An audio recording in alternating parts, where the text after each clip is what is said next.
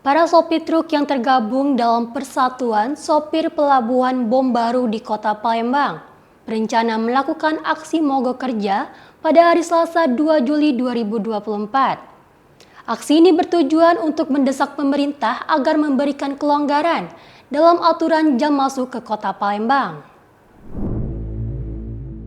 Ketua DPD Asosiasi Pengusaha Truk Indonesia Sumatera Selatan, Edi Resdianto, mengungkapkan bahwa para sopir telah merencanakan aksi mogok ini sejak bulan lalu.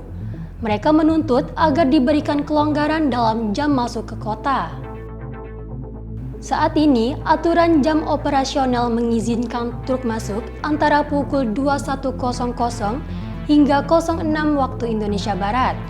Hal ini dianggap merugikan sopir yang beroperasi di dalam kota Palembang.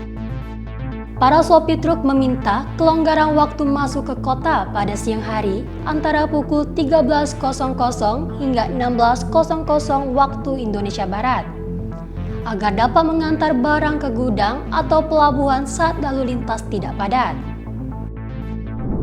Selain itu, pada pukul 21.00 waktu Indonesia Barat, ketika jam operasional dimulai, banyak truk yang berlomba masuk ke depo untuk mengambil kontainer, yang menyebabkan antrian panjang hingga ke Jalan Resden Abdul Razak.